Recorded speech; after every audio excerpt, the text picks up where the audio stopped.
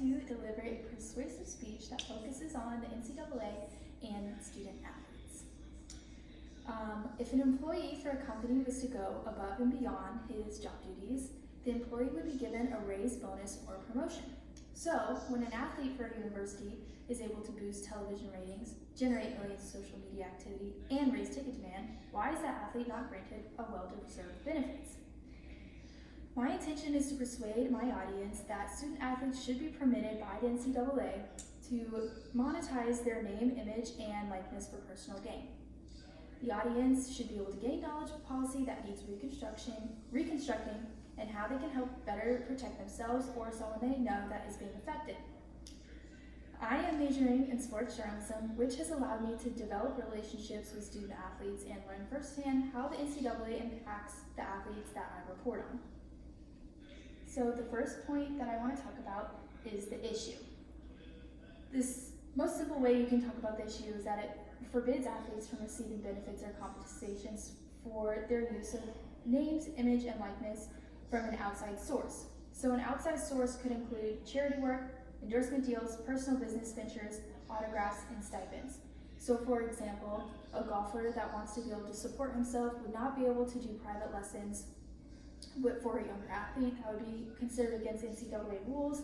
An athlete would not be able to promote a fundraiser that would raise money, not for himself, but for a charity such as a hospital. That would be against rules. Stipends, a university or college would not be able to give an athlete a stipend, even if they helped boost ticket sales or sold a lot of jerseys. But I also want to be clear that I'm not advocating for a college or university to employ their athletes or give them a set salary.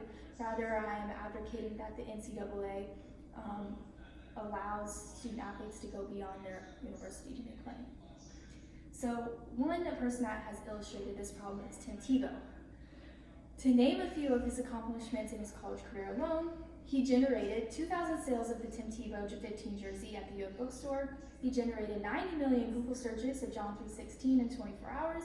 He participated in a charity event that raised around $300,000, which he later got in trouble for. It also could be argued that Tebow landed Dan Mullen a head coaching job at MSU and Urban Meyer his $24 million contract. He won an ESPY for Best Male College Athlete. He was a Heisman winner, SEC Male Athlete of the Year, and Sports Illustrated College Football Player of the Decade. These are just a few of his accomplishments, which all helped other companies, networks, and media outlets earn money, and he didn't receive a dime of it. So, for example, the Sports Illustrated cover is right there in the corner. He made no money off of any sales, and they used his image without giving him credit or contributing to his personal bank account. So, the next point I want to make, I want to include a quote also. The quote I wanted to include was from Congressman Mark Walker. The NCAA is profiting off the backs of unpaid labor, and I felt like maybe it's time where we've reached a place to right this wrong. Student athletes are the only ones on a college campus who have to sign over their rights to their image, and 99% of these student athletes will never receive any kind of compensation from professional sports organizations. So you're basically stemming any type of growth and networking. It just doesn't make sense. So the next point I want to make is a solution.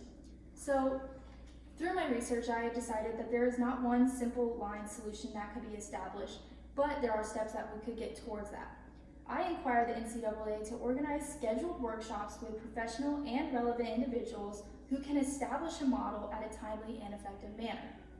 The NCAA needs to create a model that would consist of certain limitations that would allow student athletes to use their image, name, and likeness, but it would still maintain recruiting and transfer fairness and not upset the balance of that. And what I mean by that is colleges could start competing more with what they can offer top recruits, and so it would upset the balance of basically the system. It would upset the system. Going along with the solution is the visualization that you need to use to develop the model. With a change, the student athletes would be protective, motivated, and ambitious. But without a change, student athletes will continue to be taken advantage of, and their opportunities will be limited. To bounce off of that, I want to talk about a linebacker from Missouri, Brandon Lee, who commented on the subject, who said, One thing I've learned is just the difficulty of making a process like this happen. There's a right way to do things and there's a wrong way to do things. I truly believe you can't just open up the floodgates and anything goes, but allowing student athletes to have the same opportunities as their colleagues in the general population on campus is fair. Also, Jackson Interman, who's a quarterback in Minnesota, said, "With a free market no regulations, that just leaves room for absolute chaos. It would get out of control really fast. We have to work through the reality of where we're at and start acting on how the NCAA can change the rules and regulations to help fit the student athletes and society right now." So those are type of things you need to include in these type of workshops to help develop the model. I think the comments that student athletes have are important, and that needs to be considered. I want to use an example of Matthew Marquette, who was a swimmer at Princeton. So Matthew participated in the backstroke race, swimming. And in 2014, there was a couple of pretty high profile cases where athletes at the national and international level were slipping on their starts when they were diving into the pool. So they had to change the rules that allowed an assisting wedge that would be under their feet to be placed at the pool at the start. The design was very simple, but the first product that came out was incredibly expensive and not accessible for high school and college athletes. So when Matthew Marquette in 2016 had an invitation to the Olympic trials, he knew that these wedges were going to be allowed for him to use, but he had no way to practice off of them because the prices were upwards of $700 per wedge. So he decided to make his own. He was able to make his own, practice off of it, and do well in the Olympic trials. And so then when he started going up to practices and to colleges, a lot of his fellow swimmers offered if they could buy it, and they expressed their desires, even coaches, if that they could purchase the wedge. But according to NCAA, that's not allowed. And so a few months went by, and Marquette felt really passionate about making these wedges accessible. So he talked to his advisors, who talked to NCAA representatives, and they were able to establish a waiver for him to be able to craft these wedges and sell them. This waiver enabled him to develop more sales of the product and enabled him to reach out to people in the swimming community. This is just one example of what an athlete could do if he was given the opportunity. According to the NCAA, since 2015, when this happened, more than 200 waivers have been submitted to the Division I to allow student athletes to promote their own business or products, such as books that they wrote or clothing lines that they created. And 98% of those waivers have been approved. This is something that the NCAA put out. So this is them recognizing that they do need to have a policy change and that the impact they could make if that they did change a policy and athletes didn't have to jump through several hoops to get some type of waiver. Basically, I believe that they're like blocking a lot of ambition that student athletes have. Do I have any questions? So I have a question. Yes. Do you think that the student athlete, would they go to their coach to get permission, like to appear in a commercial or promote a clothing line, or would that be something that they would have to go directly to the NCAA for?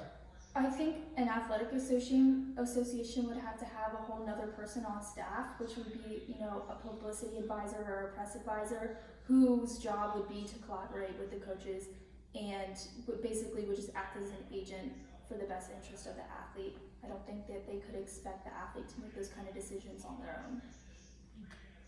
Well, there was another case that a place kicker was making YouTube videos and decided to quit his college athletic